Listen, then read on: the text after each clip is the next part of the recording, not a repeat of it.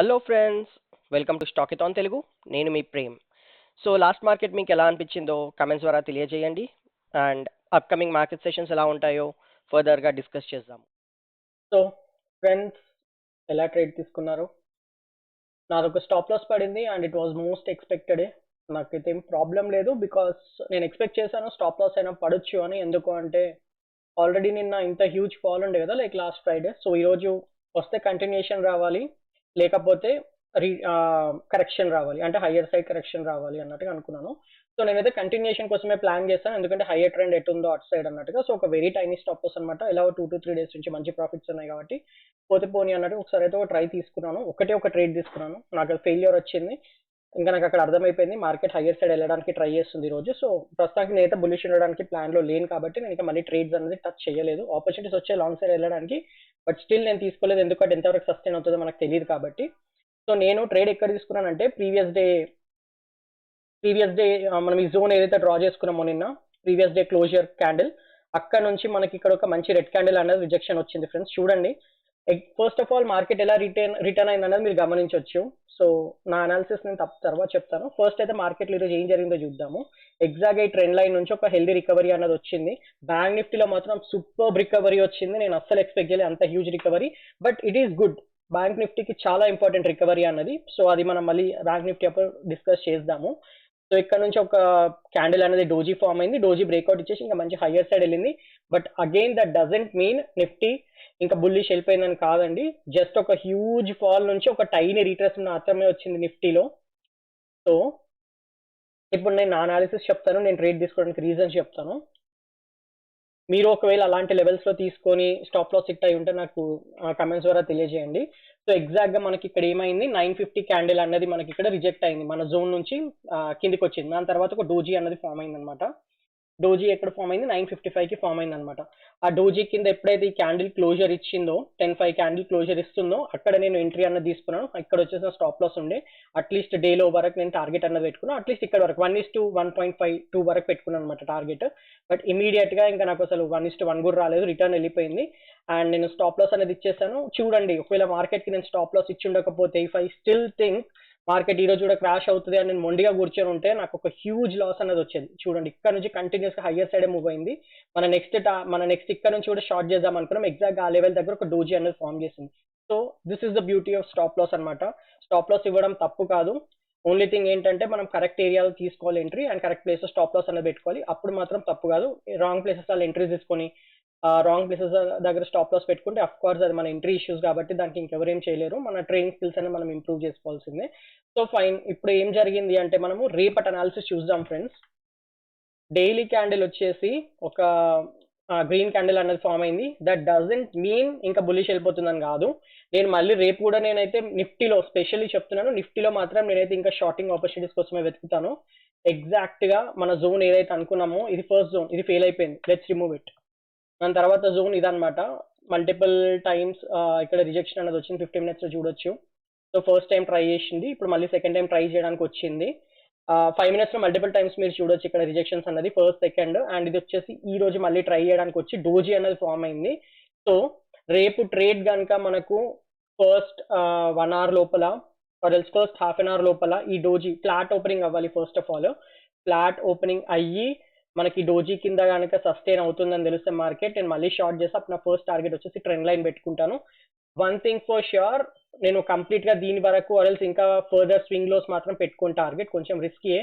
ఎందుకంటే market bullish వెళ్ళడానికి try చేస్తే మాత్రం మనం ట్రాప్ అయిపోయే ఛాన్సెస్ ఉంటాయి మోస్ట్ ఆఫ్ ద టైమ్స్. ఇక్కడైతే మనకి ఇది హెవీ ట్రెండ్ లైన్ సపోర్ట్ ఉందన్నమాట. మనం నిన్న కూడా డిస్కస్ చేస్తాం. ఎగ్జాక్ట్ అక్కడ నుంచి సపోర్ట్ అనేది తీసుకొని హయ్యర్ సైడ్ మూవ్ అవడానికి ట్రై చేస్తుంది. సో మనం ఇక్కడ ఎంట్రీ తీసుకున్న, హయ్యర్ సైడ్ ఎక్కడ ఎంట్రీ, బేరిష్ ఎంట్రీ తీసుకున్నా కూడా మన ఫస్ట్ టార్గెట్ వచ్చేసి ఇది పెట్టుకోవడమే బెటర్ అనమాట. నేనైతే అదే అనుకుంటున్నాను. సో నాకు ఇక్కడ ఏమైనా ఆపర్చునిటీ దొరికితే, ఈ డోజీ దగ్గర ఫ్లాట్ ఓపెనింగ్ అయ్యి కనుక నాకు ఆపర్చునిటీ దొరికితే ఈ జోన్స్ నుంచి నా ఫస్ట్ టార్గెట్ వచ్చేసి ట్రెండ్ లైన్ ఉంటుంది ఫ్రెండ్స్. ఇఫ్ ఇన్ కేస్ రేపు ఫ్లాట్ ఓపెనింగ్ అయ్యి కనుక హయ్యర్ సైడ్ వెళ్తే నేనేం ట్రేడ్ తీసుకోను, రేపు వెయిట్ అండ్ వాచ్ ఏ ఉంటుంది. సో ఎవరైతే రిస్క్ టేకర్స్ ఉంటే మాత్రము లాంగ్ వెళ్ళాలనుకుంటే వెరీ మైల్డ్ క్వాంటిటీస్ తోటి ఇక్కడ వరకు టార్గెట్ అన్నది ప్లాన్ చేసుకోవచ్చు ఫ్రెండ్స్. ఇది జస్ట్ నా ఒపీనియన్ మాత్రమే, మీరు అనాలిసిస్ చేసుకోండి. This is not a tip are call. So generally నేను ఇక్కడ నుంచి ఎక్స్పెక్ట్ చేస్తున్నాను హెవీ ఫాల్ అనేది, ఎందుకంటే 0.5 లెవెల్ అనమాట. మనం నిన్న డిస్కస్ చేసినట్టు it's 0.5 level of complete fall. మనం ఇక్కడ నుంచి ఇక్కడ వరకు చూసుకుంటే ఈ స్వింగ్ 0.5 లెవెల్ అనమాట, మనకు 25,068. ఇక్కడ నుంచి ఒక మంచి ఫాల్ వస్తుందని నేను ఎక్స్పెక్ట్ చేస్తున్నాను. అట్లీస్ట్ ఇక్కడ నుంచి నాకు ఈ ట్రెండ్ లైన్ వరకు వచ్చినా కూడా వెరీ గుడ్ పాయింట్స్ అనే కదా. సో సింపుల్గా చెప్పాలంటే లెట్స్ సే నేను ఇక్కడ ఎంట్రీ తీసుకున్నాను అనుకోని, కన్ఫర్మేషన్స్ అన్నీ వచ్చి ఇక్కడ వరకు తీసుకున్నా కూడా ఇట్స్ 163 పాయింట్స్, 160 పాయింట్స్, అంటే రఫ్గా నాకు అట్లీస్ట్ 60 to 70 పాయింట్స్ అయితే వస్తుంది.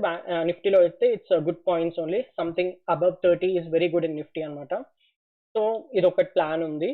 ఒకవేళ ఇంకా హయ్యర్ సైడ్ వెళ్తే మాత్రం నేను ఏం చేయదలుచుకోలేదు మార్కెట్. అంటే దాని అర్థం ఏంటంటే ఇంక ఇది క్లోజ్ చేసి హయ్యర్ సైడ్ వెళ్తుంది అంటే ఫైన్, వెళ్ళనిస్తాను మార్కెట్. నాకు ఏదో ఒక రోజు అంటే నెక్స్ట్ 1-2 డేస్లో నాకు మళ్ళీ ఒక మంచి షార్టింగ్ ఆపర్చునిటీ అని దొరుకుతుంది. ఇక్కడ నుంచి అయినా దొరుకుతుంది, అది రేపే దొరకవచ్చు, ఇక్కడ నుంచి అయినా దొరకవచ్చు, లేకపోతే ఎల్లుండి మళ్ళీ ఇక్కడ నుంచి ఈ ట్రెండ్ లైన్ నుంచి కూడా మనకు మళ్ళీ దొరకవచ్చు. నేను అప్పుడు మళ్ళీ షార్ట్ చేస్తే సేమ్, అప్పుడు మళ్ళీ టార్గెట్ ఇదే ట్రెండ్ లైన్ పెట్టుకుంటాను. ఓవరాల్గా నా టార్గెట్ మాత్రం ఎక్కడ నుంచి షార్ట్ చేసినా కూడా ట్రెండ్ లైనే పెట్టుకుంటాను ఫ్రెండ్స్. ఎందుకంటే మార్కెట్ మళ్ళీ రిటర్న్ వెళ్ళాలనుకున్న, డబ్ల్యూ ప్యాటర్న్ చేయాలనుకున్నా కూడా ఈ జోన్ దగ్గర వచ్చి ఇక్కడ మాత్రమే అది డబ్ల్యూ ప్యాటర్న్ చేసుకొని వెళ్ళగలుగుతుందని నేను అనుకుంటున్నాను. మార్కెట్ బిహేవియర్ అలానే ఉంటుంది. అంటే ఏంటంటే లోవర్లో ఫామ్ చేయట్లేదు అని మార్కెట్లో అందరికీ చెప్తుంది అనమాట. అది నేను ఇంకో లోవర్లో ఫామ్ చేయట్లేదు, ఇక్కడ నుంచి వెళ్ళిపోతున్నాను. అప్పుడు ఇమీడియట్గా అందరూ ఎవరైతే బుల్లిష్ సైడ్ ఉండాలనుకుంటారో బుల్లిష్ ట్రేడ్స్ అనేవి ప్లాన్ చేసేసుకుంటారు అనమాట. సో జనరలీ మన మార్కెట్ బిహేవియర్ అన్నది ఇలా ఉంటుంది.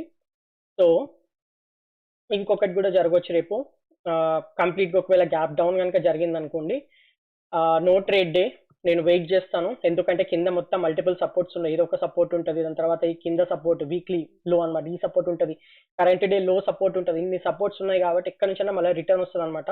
సో నేను కింది సైడ్ నుంచి మాత్రం షార్ట్ చేయను, ఐ జస్ట్ వెయిట్. ఏమున్నా కూడా పై సైడ్ నుంచి ఆపర్చునిటీస్ దొరికితే మాత్రమే నేను షార్ట్ చేస్తాను. సో గ్యాప్ డౌన్ ఓపెన్ అవుతే మాత్రం నాకు నో ట్రేడ్ డే అనమాట ఆ రోజు. మళ్ళీ నేను ఎక్కడ ట్రేడ్ తీసుకోగలుగుతానంటే ఈ జోన్ కింద మాత్రమే. ఈ జోన్ వచ్చేసి 24,726. ఈ జోన్ కింద మాత్రమే నాకు ఏమైనా ట్రేడింగ్ ఆపర్చునిటీస్ దొరికితే అప్పుడు ఇలా ట్రేడ్ తీసుకోవాలనుకుంటున్నాను ఫ్రెండ్స్. ఫర్దర్గా ఇలా డౌన్ సైడ్ వెళ్ళడానికి చూస్తాను. అంతేగాని నాకు ఇది మొత్తం నో ట్రేడ్ జోనే. ఇక్కడ నుంచి ఈ లెవెల్ నుంచి ఈ లెవెల్ వరకు నో ట్రేడ్ జోనే అనమాట. నాకు పెద్ద పాయింట్స్ అంటూ రావు, అడుగున మనకు సపోర్ట్స్ ఉంటాయి అనమాట. So let's not take any risk. And next వచ్చేసి గ్యాప్ అప్ సినారియోస్. ఈ రేంజ్లో ఏమైనా గ్యాప్ అప్స్ అని అనుకోండి, still no trade, I will wait అనమాట. వాళ్ళకి కింది సైడ్ వస్తే మాత్రం అది మోస్ట్లీ పై సైడ్ వెళ్ళే ఛాన్స్ ఉంటుంది. అంటే ఈ రోజులో అంటే రేపటికి ప్రీవియస్ డే హై సపోర్ట్ తీసుకొని మళ్ళీ పైకి వెళ్ళడానికి ట్రై చేస్తుంది. So I allow it to go. నాకు ఎక్కడైతే షార్టింగ్ ఆపర్చునిటీ దొరుకుతుందో నేను షార్టింగ్ గురించి మాత్రమే ఆలోచిస్తాను. ఫస్ట్ టార్గెట్ ఇది ఉంటుంది. ఎప్పుడైతే నాకు కింది నుంచి ఇంకా మళ్ళీ లోవర్లో చేయట్లేదని నాకు ఐడియా వస్తుందో అండ్ 1 hour క్యాండిల్ ఈ 20 EMA పైకి వెళ్తుందో అప్పటి నుంచి నేను ఇంకా లాంగ్ ఆపర్చునిటీ చూడడానికి ట్రై చేస్తాను. అప్పటి వరకు మాత్రం నేను షార్టింగ్ కోసం మాత్రమే ఆలోచిస్తాను friends. This is my analysis for Nifty friends. Next వచ్చేసి బ్యాంక్ నిఫ్టీ అనాలిసిస్ కూడా చెక్ చేసేద్దాం ఫ్రెండ్స్. మీకు కనుక నా ఎఫర్ట్స్ నచ్చినట్లయితే స్టాకిథాన్ తెలుగుని లైక్ చేయండి, సబ్స్క్రైబ్ చేయండి, అలాగే రెగ్యులర్ నోటిఫికేషన్స్ కోసం బెల్ ఐకాన్ని కూడా ఎనేబుల్ చేయండి. సో ఫ్రెండ్స్, బ్యాంక్ నిఫ్టీ అయితే రియలీ ఆసమ్ రికవరీ. నేను అస్సలు ఎక్స్పెక్ట్ చేయలేదు ఇంత హెవీ రికవరీ అయితే.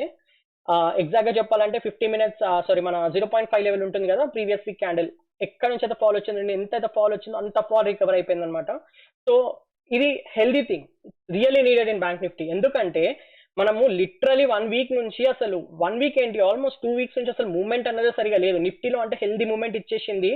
సో అది పడ్డా పెద్ద ప్రాబ్లం ఏమి ఉండదు. కానీ బ్యాంక్ నిఫ్టీ అలా కాదు కదా, మనకి ఇక్కడ బ్రేక్అవుట్ ఇచ్చి అసలు ఒక వెరీ మినిమల్ పాయింట్స్, అది కూడా చాప్సీ మూవ్స్ అనమాట.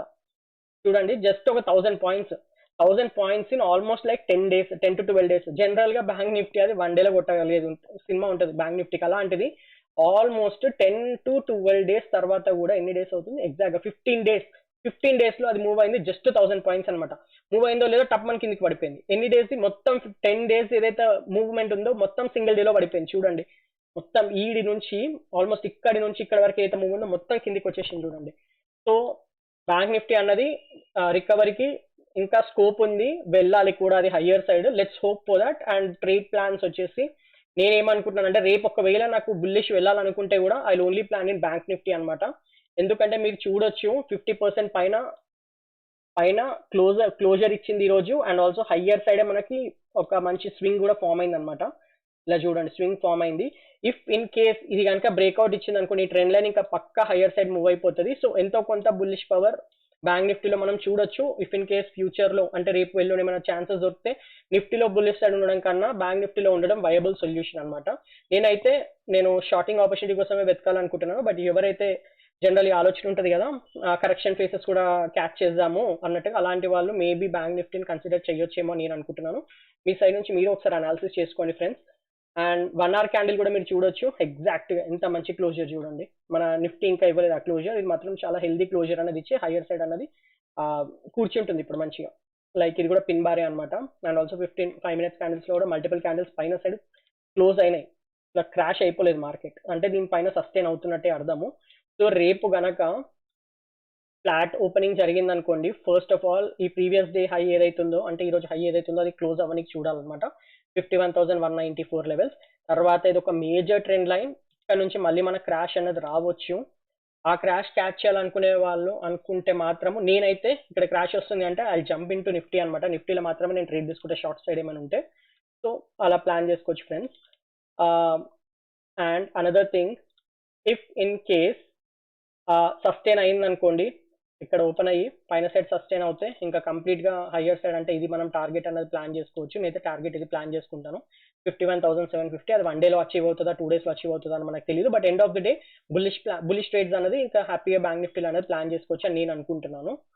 అండ్ ఒకవేళ కనుక గ్యాప్ డౌన్ ఓపెన్ అయింది అనుకోండి, సింపుల్ ఈ రేంజెస్ లో ఓపెన్ అయినా లేకపోతే ఏదైనా సరే గ్యాప్ డౌన్ ఓపెన్ అయినా ఫ్లాట్ ఓపెన్ అయినా కూడా మనకి బ్లాక్ లైన్ కింద వచ్చింది అనుకోండి క్లోజర్ క్యాండిల్, అప్పుడే మళ్ళీ ఇక్కడ నుంచి ఇక్కడికి మనం షార్టింగ్ అనేది ట్రై చేసుకోవచ్చు. ఈ లెవెల్ వరకు పెట్టుకోవచ్చు అనమాట. సో ఇది వచ్చేసి bank Nifty analysis friends. And ఈ బ్లాక్ లైన్ వచ్చేసి మీకు ఎవరికైనా రీడింగ్స్ కావాలనుకుంటే 51,103.95 ఫ్రెండ్స్. సో ఇలా మనం ప్లాన్ చేసుకోవచ్చు. అండ్ టార్గెట్ లెవెల్స్ వచ్చేసి 15 minutes క్యాండిల్ పెట్టుకొని కూడా మనం ట్రైల్ అనేది చేసుకోవచ్చు. ఫస్ట్ టార్గెట్ వచ్చేసి ఈ లెవెల్ పెట్టుకోవచ్చు. ఒకవేళ పై సైడ్ నుంచి మనకు కనుక ఆపర్చునిటీ దొరికితే 50,893 పెట్టుకోవచ్చు. అండ్ సెకండ్ టార్గెట్ వచ్చేసి 50,873 పెట్టుకోవచ్చు. అండ్ అల్టిమేట్ టార్గెట్ వచ్చేసి ఇది కూడా పెట్టుకోవచ్చు అనమాట, 50,636 అనమాట. మనకు ఒకవేళ హయ్యర్ సైడ్ కనుక ఎంట్రీ దొరికితే మన టార్గెట్స్ అనేవి కొంచెం తగ్గుతుంది అనమాట, ఎందుకంటే ఇక్కడ నుంచి కూడా ఫాల్ ఉంటుంది.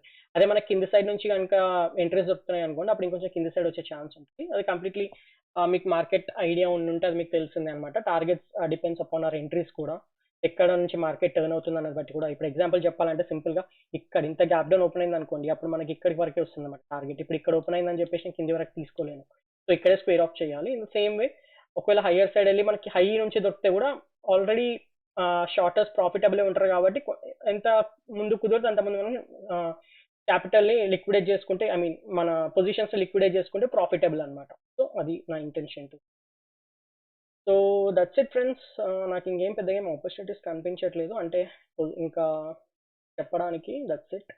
గ్యాప్ అప్ అయిపోయింది. హయ్యర్ సైడ్ వెళ్తే ఏం చేయాలో తెలుసు, షార్ట్ చేయడానికి ఏం చేయాలో తెలుసు. ఇంకొకటి మేజర్ గ్యాప్ డౌన్ కనుక వచ్చింది అనుకోండి, ఇక్కడ ఓపెన్ అయింది అనుకోండి, కింది సైడ్ వస్తే ఎవరైతే లాంగ్ వెళ్ళాలనుకుంటారో వాళ్ళు కరెక్ట్గా ప్రైస్ యాక్షన్ చెక్ చేసుకొని ఫస్ట్ టార్గెట్ వచ్చేసి మళ్ళీ ఇది పెట్టుకోవచ్చు అనమాట. That's it. 51,103 levels. And major bearish moves అయితే దీని కింద మాత్రమే ఉంటుంది మనకు. చాలా హారబుల్ మూవ్ ఉంటుంది అది, ఎందుకంటే మన మేజర్ ట్రెండ్ లైన్ బ్రేక్ అవుతుంది కాబట్టి. సో ఇక్కడ వరకు ఫాలో చేయాలి. ఇంకా దాని తర్వాత ఫర్దర్ కూడా మనం ముందు డిస్కస్ చేసుకున్న లెవెల్స్ని రీచ్ అయ్యే ఛాన్స్ ఉంటుంది. ఐఎమ్ రియలీ వెరీ హ్యాపీ అనమాట. నాకు అదే కొంచెం డౌట్ ఉండే, ఆల్మోస్ట్ కింది వరకు క్లోజర్ ఇచ్చింది వీక్లీ క్యాండిల్స్, ఎంత రికవర్ అవ్వగలుగుతుందని. చూడండి మ్యాజిక్ ఆఫ్ లెవెల్స్ అసలు ఎంత పర్ఫెక్ట్గా వర్క్ అవుతున్నాయో. ఎగ్జాక్ట్గా అసలు నెక్స్ట్ క్యాండిల్ బ్రేక్ డౌన్ కూడా లేకుండా హై వెళ్ళిపోయింది. బట్ ఇది ఇంకా సస్టైన్ అవ్వాలి, అట్లా అయితేనే మనం సేఫ్ ఉండగలుగుతాము, లేకపోతే ఒక హెవీ క్రాష్ వచ్చే ఛాన్సెస్ ఉంటాయి. That's it friends. Thank you.